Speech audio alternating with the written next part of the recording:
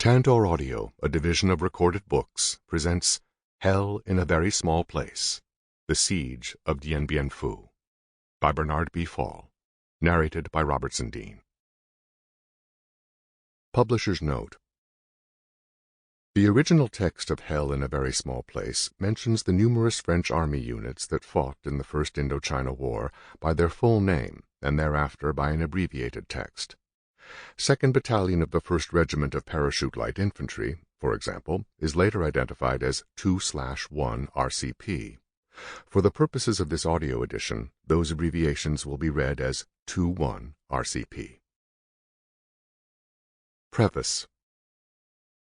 There have been, even in recent history, many sieges which lasted longer than the French Union garrison's defense of a small town in the northeastern corner of Vietnam with the unlikely name of Seat of the Border County Prefecture, or in Vietnamese, Dien Bien Phu. The French reoccupation of the valley lasted a total of 209 days, and the actual siege 56 days. The Germans held Stalingrad for 76 days, while the Americans held Bataan for 66 days and Corregidor for 26. British and Commonwealth troops defended Tobruk once for 241 days. The record World War II siege was no doubt that of the French coastal fortress of Lorient, held by German troops for 270 days from 1944 until VE Day. Many of the major sieges of recent years involved large numbers of troops on both sides. There were 330,000 German troops encircled at Stalingrad at the beginning of the siege, and the Soviet troops which encircled them numbered over 1 million. In comparison, Dien Bien Phu, with a garrison which barely exceeded 13,000 men at any one moment, and a Viet Minh siege force totaling 49,500 combatants and 55,000 support troops, could hardly qualify as a major battle, let alone a decisive one. Yet that is exactly what it was, and in a way which makes it one of the truly decisive battles of the 20th century, in the same sense that the First Battle of the Marne, Stalingrad, and Midway were decisive in their times. Although hostilities continued after the particular battle, sometimes for years, the whole tone of the conflict, as it were, had changed. One of the sides in the conflict had lost its chance of attaining whatever it had sought to gain in fighting the war. This was true for the French after they had lost the Battle of Dien Bien Phu. The French Indochina War had dragged on indecisively since September 19, 1946, and reluctantly, far too reluctantly to derive any political or psychological benefit from the gesture, the French granted the non-communist regime of ex-Emperor Bao Dai some of the appurtenances, but little of the reality, of national independence. In fact, as the war bit deeper into the vitals of the French professional army and consumed an ever-rising amount of France's post-war treasure, it finally cost France about $10 billion, in addition to $954 million of United States aid actually expended in Indochina prior to July 1954, it became increasingly clear that France had entirely lost sight of any clearly definable war aims. General Henri-Eugène Navarre, the unfortunate French commander-in-chief at the time of the Battle of Dien Bien Phu, was to argue later in his book Agonie d'Indochine that there were two acceptable but contradictory war aims. France could be expected to fight the Indochina War alone but with all her might only if the Indochina states would accept a special relationship that would justify the expenditure in blood and money that would entail, and if they were willing to help in the fight to the utmost of their abilities. If, on the other hand, the Indochina War had become an integral part of the worldwide struggle, led by the United States, for the containment of communism, all other nations concerned with stopping communism had an obligation equal to that of France to participate in the struggle. It is because the United States herself now takes precisely the latter position that Secretary of State Dean Rusk and Secretary of Defense Robert S. McNamara went to Paris in December 1965 to plead for greater and more direct support by America's NATO allies in the struggle the United States had been shouldering almost exclusively, with the exception of the South Vietnamese Army and minor contingents from a few small nations. The results, apparently, were negligible. In contrast to the United States, France never had the strength for a large-scale, unilateral commitment, and knew that public opinion at home, as well as war-weariness among the nationals upon whose territory the war was being fought, a factor that appears to be too often forgotten now, demanded that a short-range solution to the conflict be found. or, barring victory, that a situation be created in which the national armies of the associated states of Cambodia, Laos, and Vietnam could deal with communist guerrilla remnants, once the French regulars had destroyed the enemy's main battle forces in a series of major engagements. Contrary also to the American chief executive, who is able to commit American troops in unlimited numbers in undeclared overseas wars, the French Parliament, by an amendment to the budget law of 1950, restricted the use of draftees to French homeland territory, that is, France and Algeria, and the French-occupied areas of Germany, thus severely limiting the number of troops that could be made available to the Indochina theater of operations. Caught in a web of conflicting commitments and priorities, NATO and communism in Europe versus containment in a peripheral area of Asia, the ever-changing governments of the French Fourth Republic shortchanged all of them. The French units in Europe, gutted of the bulk of their regular cadres, were unusable in the event of war, and the regulars sent to Indochina were scarcely more than skeleton units to be hastily brought up to strength by locally recruited troops. When General Navarre, upon assuming command in May 1953, requested 12 infantry battalions and various supporting units, along with 750 more officers and 2,250 non-commissioned officers for his already under-strength units, he finally received 8 battalions, 320 officers, and 200 non-commissioned officers, and was told that the reinforcements were in fact an advance on the replacements he would have received the following year for 1953 combat losses. In the meantime, the enemy was getting stronger by the day, particularly in well-trained, regular combat divisions that could take on anything the French could oppose them with. 12 years later, the North Vietnamese were still unafraid to take on the best forces the United States can muster. With the Korean War terminated in a stalemate in July 1953, Chinese instructors and Chinese-provided Russian and American equipment began to arrive in North Vietnam en masse. The enemy now had 7 mobile divisions and 1 full-fledged artillery division, and more were likely to come rapidly from the Chinese divisional training camps near Qingxi and Nanning. It therefore became imperative for the French to destroy at least a large part of the enemy's main battle force as rapidly as possible. This was feasible only if the French could induce the enemy to face up to them in a set-piece battle, by offering the Viet Minh a target sufficiently tempting to pounce at, but sufficiently strong to resist the onslaught once it came. It was an incredible gamble, for upon its success hinged not only the fate of the French forces in Indochina and France's political role in Southeast Asia, but the survival of Vietnam as a non-communist state, and, to a certain extent, that of Laos and Cambodia as well. And perhaps, depending on the extent to which one accepts the falling dominoes theory, the survival of some sort of residual Western presence in the vast mainland area between Calcutta, Singapore, and Hong Kong.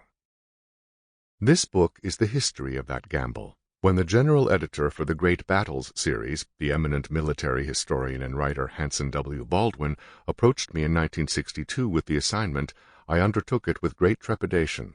I realized, from previous research on far less sensitive aspects of the Indochina War, that it would be extremely difficult to piece together a reasonably accurate picture of what actually happened at Dien Bien Phu without access to the existing military archives. A perusal of the available literature, with its obvious contradictions and errors, only increased my concern. In presenting the French authorities with my request for access to the documentation, I emphasized that any scientifically accurate account of what actually occurred at Dien Bien Phu would hardly constitute a complimentary picture of French political or military leadership in the Far East at that time. But, I argued, the myths and misinformation that had hardened into fact over the years would not only distort history irremediably, but also prevent others, who have a more immediate concern with Vietnam, from understanding present-day events which in many ways are shaped by events at Dien Bien Phu in the spring of 1954. Pending authorization for access to the official documentation, I proceeded to make my contacts with survivors of the battle. There were a relatively large number of French survivors available. Since Frenchmen held all command positions on the friendly side, they would be of prime importance in the telling of the story. But, as I was to find out later, as is often the case when survivors retell their own experience to different listeners at different times, there were understandable gaps and biases in their accounts, some of them based on service rivalries. A paratrooper would feel that his units bore the brunt of the fighting, An officer from the Foreign Legion would be certain that it was his men who became the mainstay of the defense. There were officers of units that fared badly, according to most accounts, who were willing to affirm that such accounts were ill-founded. In addition, no account of Dien Bien Phu, including the one which follows, can remain totally uninfluenced by the bitter debate which erupted in a court trial in Paris between the then French commander-in-chief in Indochina, General Navarre, and his direct subordinate in North Vietnam, Major General René Cogny. Almost every survivor has taken sides in that dispute, and to a certain extent, the surviving archival documentation may have been affected by it. I soon found to my surprise that no one apparently had sought to secure the views of the almost 70% of the garrison who were not French, Legionnaires, North Africans, and Vietnamese. Here also I met with almost incredible kindness and understanding under most difficult circumstances. Less than 1 year after having won its independence from France in a bloody war that had lasted even longer than the Indochina War, the Algerian Republic permitted me to interview members of the Algerian armed forces who had served at Dien Bien Phu and who in many cases had fought against France in Algeria.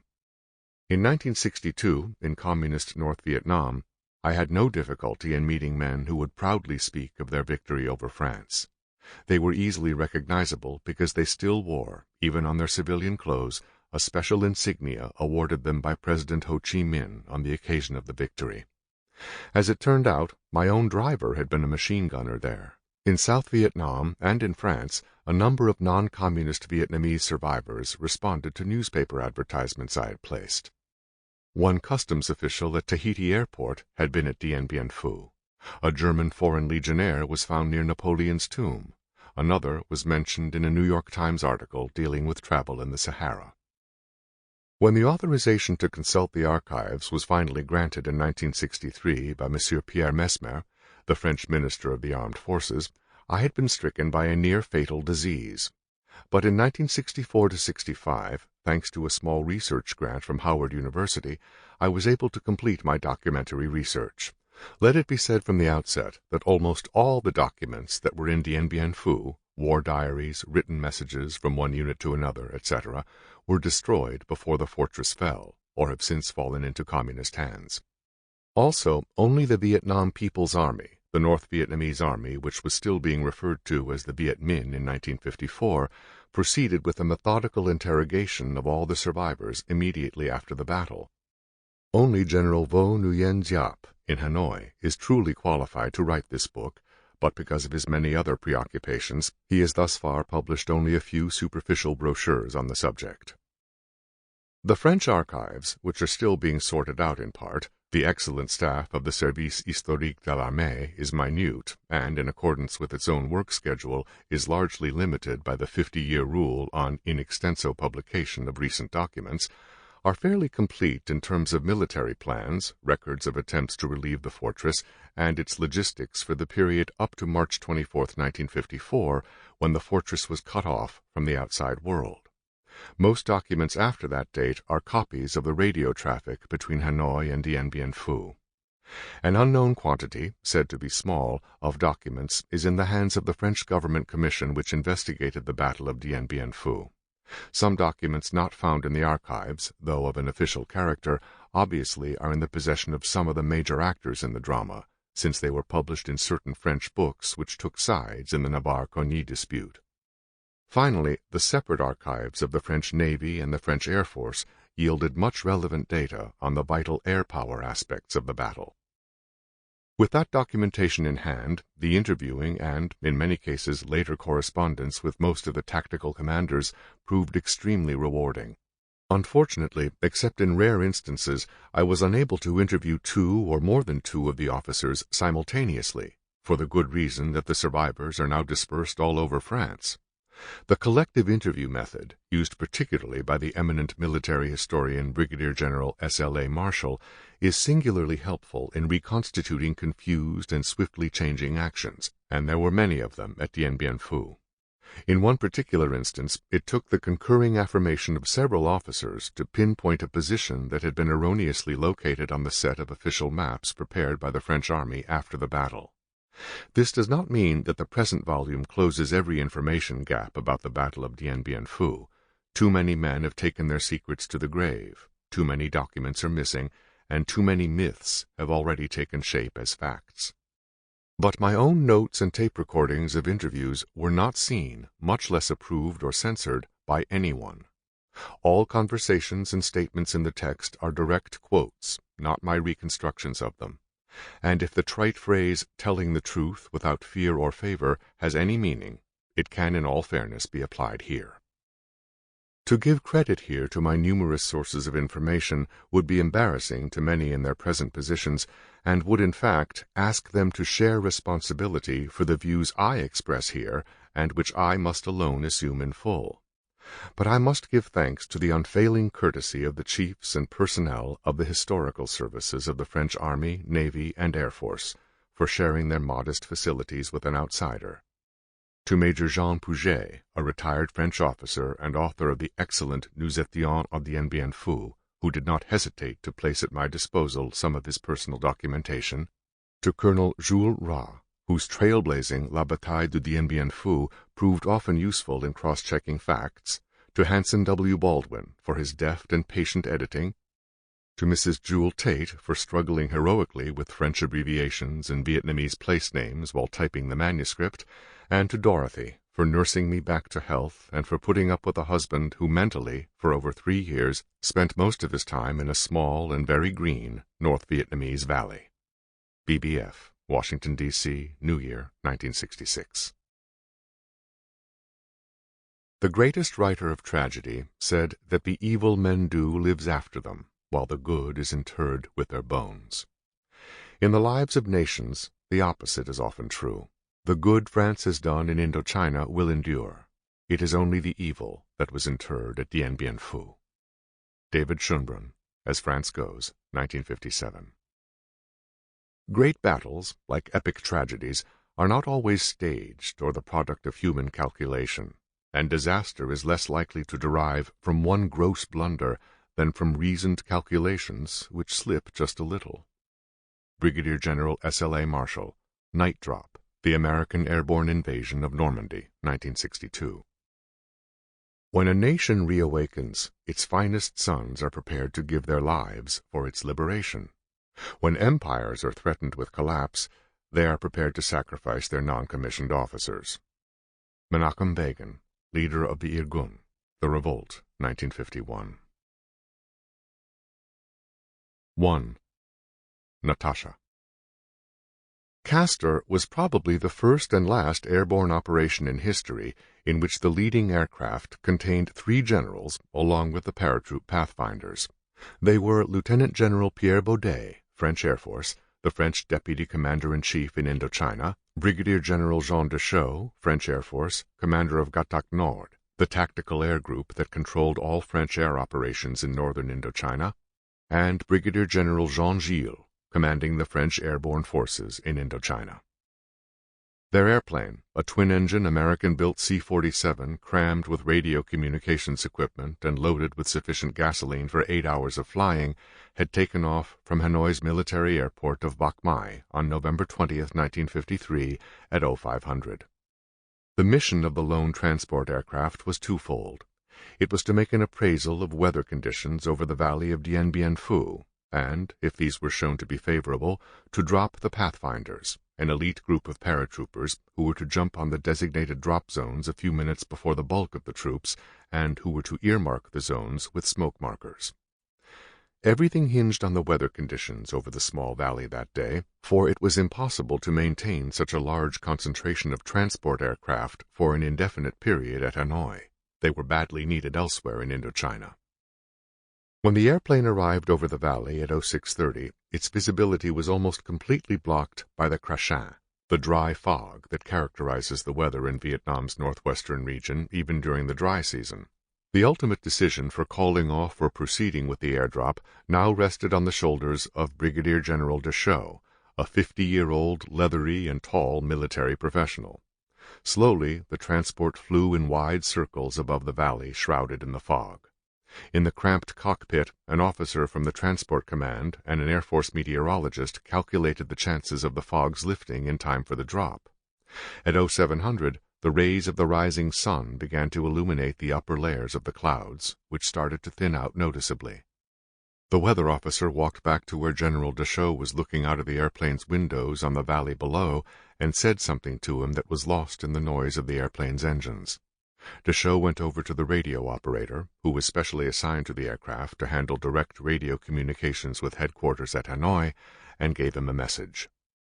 The message reached Major General René Cogny, the commander of all French forces in North Vietnam, at 0720, and was immediately relayed by him to the commander of the Transport Air Force for Indochina, who was waiting with his aircraft at the military airport at Bac Mai. Operation Castor had begun. For the crews of the French Air Force Transport Command, November 1953, thus far, had been sheer hell. The three transport groups normally available in North Vietnam, 164 Béarn, 264 Anjou, and 263 Senegal, had constantly been engaged in supporting active combat operations directed against Communist Division 320 in the southwestern part of the Red River Delta. In fact, they had returned from that operation only on November 19th, late in the evening, and the Air Force mechanics had worked almost all night over the fatigued machines to make them ready for this morning's operation. But this was not the only worry of the commander of the Air Transport Command, Colonel Jean-Louis Nicot.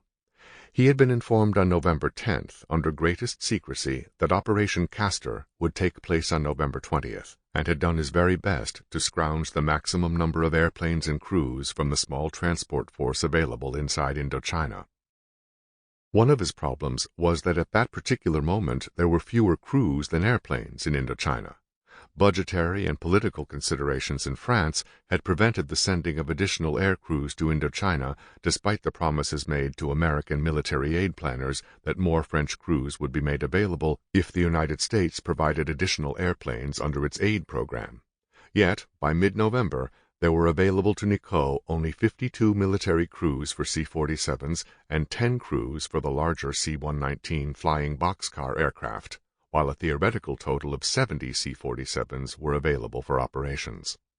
By frantically juggling his books, thinning out his crews, and putting on flying duty every staff officer, including himself, Nicot succeeded in finding 65 air crews for the 65 aircraft capable of flying the mission of November 20th. At 0500, in the gray dawn of a dry season morning, the air crews were picked up from their billets, and the briefing began at 0550. Nicot himself conducted the briefing. Gentlemen, this is your mission. An airborne landing at Dien Bien Phu. This is an all-out effort with all available aircraft and crews. I personally will lead the first flight. The mission will take place in 2 serials. The first serial of 33 aircraft broken down in 4 platoons will take off from Bac Mai Airport. The second serial of 32 aircraft, grouped in 4 platoons, will take off from Xialam Airport. The first serial will be commanded by Major Fourcault, whose code name will be Yellow Leader. The second serial will be commanded by Major Martinet, under the code name of Red Leader. My own code name will be Texas. Takeoff spacing between serials will be 3 minutes, between the individual platoons 1 minute, and between the 3-plane sections will be 10 seconds. Watch your timing, gentlemen. We must be extremely precise. Each plane will carry 550 gallons of gasoline at takeoff. The second serial will do a second flight today. 24 aircraft will carry materiel and 8 will carry personnel. Another personnel drop will take place in the afternoon. The dropping of equipment should not take longer than 20 minutes. The final navigational details were now worked out. The approach to the drop zone, DZ, was to be 170 degrees at an altitude of 2,900 feet. As soon as the dropping of equipment or men was completed, planes would exit from the drop zone area by a 180-degree turn while climbing at the rate of 500 feet a minute. The estimated flying time was calculated at 76 minutes and 10 seconds.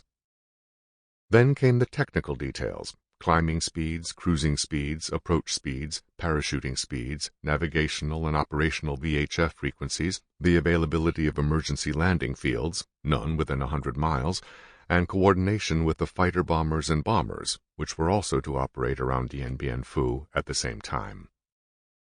The briefing was terminated at 0700, and at 07:15 the air crews embarked in their airplanes, in which the paratroopers and their equipment already had been loaded. Most of them scrutinized the cloudy sky intensely as they awaited the ultimate confirmation of the mission.